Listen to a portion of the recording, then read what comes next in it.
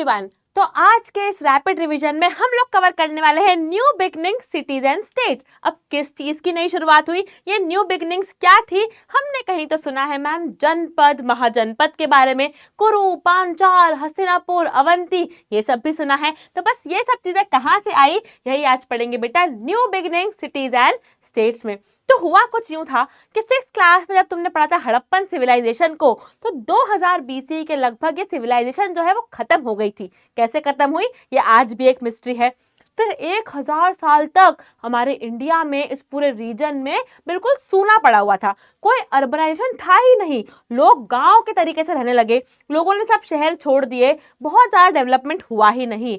फिर 1000 साल के बाद एक नई उम्मीद की ज्योति, एक नया सिविलाइजेशन शुरू हुआ गंगा इंडस नदी के आसपास। तो 2000 बीसी जब हड़प्पा डिक्लाइन हुआ तो हड़प्पन सिविलाइजेशन को हमने कह दिया पहला अर्बनाइजेशन, फर्स्ट अर्बनाइजेशन। फिर 1000 साल तक ये देश वीरान रहा, 1000 ईयर्स तक हमारा क्या रहा, वी वर सैड, हमारा क्या था बेटा, सैड फेज चल रहा था।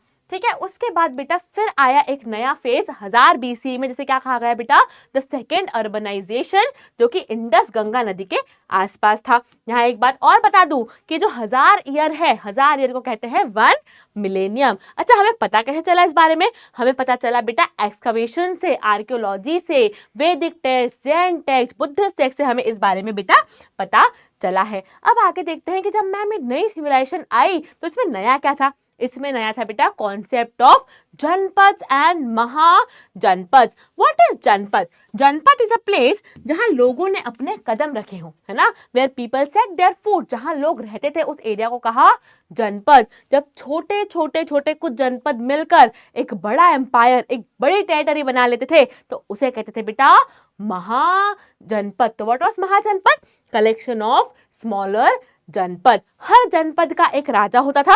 महाजनपद का राजा कैसे होता था आगे बताने वाली हूं। ठीक है, ये बात हमें याद रखनी है बेटा।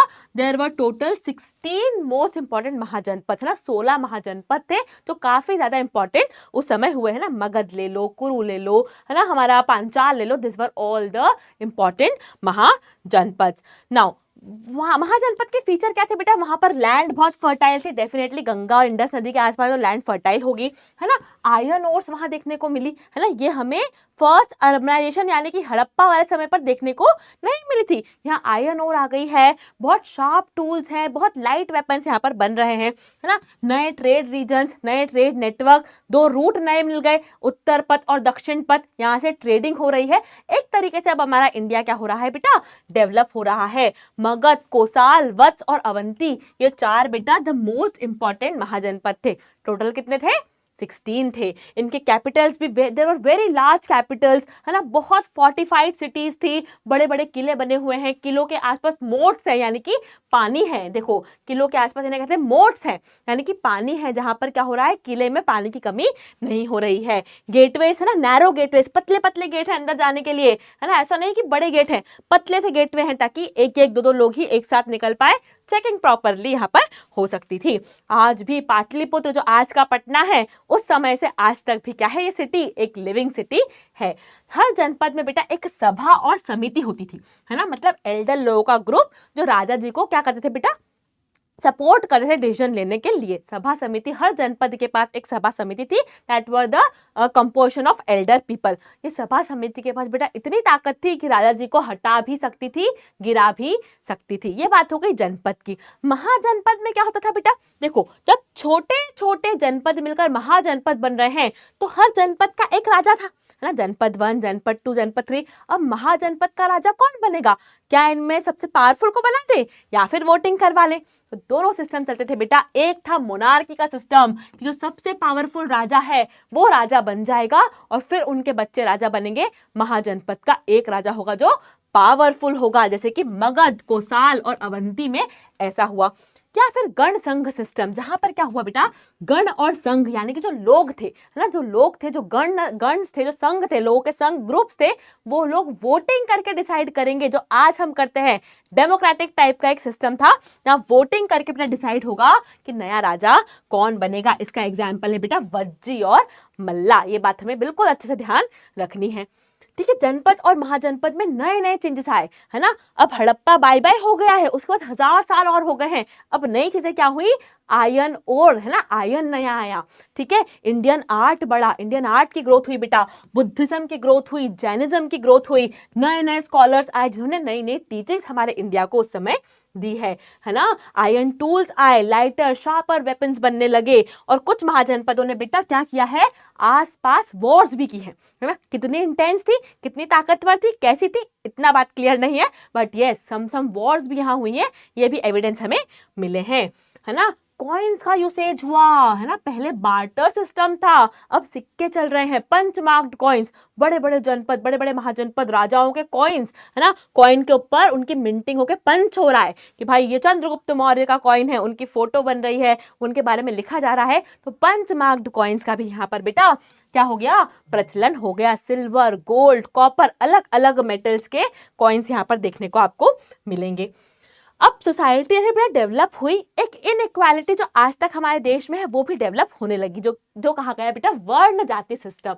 वर्ण जाति सिस्टम क्या था, देयर वर 4 वर्णास, है ना, 4 वर्ण थे, ब्राह्मण, क्षत्रिय, वैश्य, शूद्र। ब्राह्मण यानी कि द प्रीस्ट, जो सेंट है, जो ब्राह्मण है। क्षत्रिय यानी कि राजा और राजा का परिवार, है ना, जो क्षत्रिय है, जो लड़ाई लड़ सकते हैं, आर्मी वाले लोग।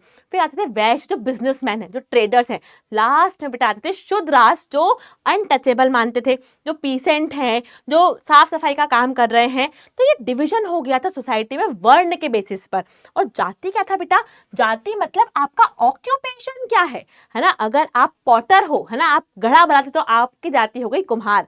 अगर आप लोहे का काम करते तो आपकी जाति हो गई लोहार। अगर आप सोने चांदी का काम करोगे आपकी जाति हो जाएगी सुनार।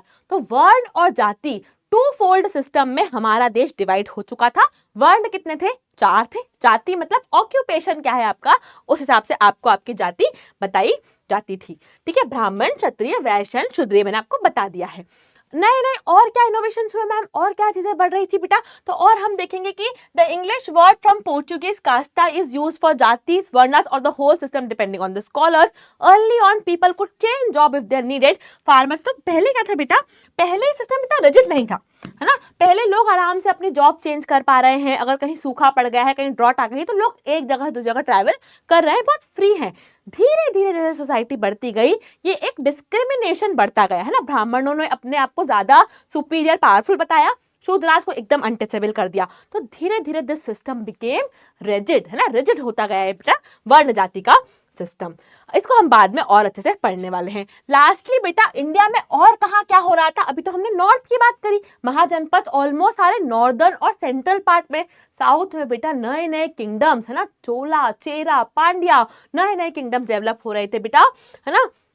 नए नए ट्रेडिंग रूट्स देख रहे थे हम। ट्रेडिंग रूट से 2 ट्रेडिंग रूट से बेटा उत्तर पथ और दक्षिण पथ, है ना। उत्तर मतलब हमारा नॉर्थ वाला पार्ट, दक्षिण मतलब साउथ वाला पार्ट। तो नॉर्दर्न इंडिया गंगा प्लेन और ईस्टर्न इंडिया को कनेक्ट कर रहा था हमारा उत्तर पथ। दक्षिण पथ जो रैन ऑफ कौसंबी से लेके विंध्या रेंज और साउथ इंडिया को कवर कर रहा था, ताकि एक ट्रेड रूट बन सके, बिल्कुल बिजनेस बहुत बढ़िया चल सके। ईस्ट और वेस्ट में भी, है ना, भुवनेश्वर, शिशुपालगढ़, अलग अलग सिटीज को कनेक्ट करते हुए काफी रोड आपको वहां भी दिखेंगे, है ना। शिशुपालगढ़ सिटी भुवनेश्वर के पास में, यहाँ से भी आपको कलिंग के पास में, ना, अशोका की कलिंग की वॉर भी हम देखेंगे आगे। तो ये सारे रोड्स भी उस समय से ही डेवलप होना शुरू हो गए थे। इसके अलावा बेटा चोला, चेरा, पांड्यास जो हैं साउथ इंडिया में, इन्होंने अपना परचम लहरा लिया था। साउथ इंडिया में और क्या स्पेशल था, प्रेशियस स्टोन, स्पाइसेस, है ना, वो मसाले जिनको देखकर अंग्रेज हमारे देश में भागे भागे आए थे, वो साउथ इंडिया से ही तो आए हैं। स्पाइसेस, गोल्ड, ऑर्नामेंट, सब कुछ साउथ इंडिया में बहुत बढ़िया बन रहा था, जहाँ से ट्रेडिंग और ज्यादा हमारी बढ़ गई। एंशिएंट तमिल लिटरेचर बढ़ा, है ना। सब कॉन्टिनेंट क्या हुआ, डेवलप हुआ, नए नए आइडियाज आए। हम लोग सिर्फ इंडिया में ही नहीं, सेंट्रल साउथ ईस्ट एशिया में भी कनेक्ट हुए और नए नए महाजनपद आते गए। एक टाइम आया बेटा जब क्या हुआ, नए आइडिया जब आने लगे और किंगडम जब बढ़ने लगे, तो अब महाजनपदों का अंत आ गया था। तो महाजनपदों ने बेटा 16 महाजनपदों ने काफी समय तक क्या किया है, ग्रो किया है, रूल किया है। धीरे धीरे महाजनपद एंड हो गई और अब नए नए किंगडम्स जैसे कि Mauryan empire, the Nanda empire, ऐसे एम्पायर्स आ गए जो हम राइज ऑफ एम्पायर्स वाले चैप्टर में अच्छे से चमकाने वाले हैं। तो आई होप चैप्टर समझ में आ गया होगा, चमक गया होगा। मिलूंगी आपसे अगले लेक्चर में, तब तक के लिए keep studying, keep rocking, bye bye, thank you.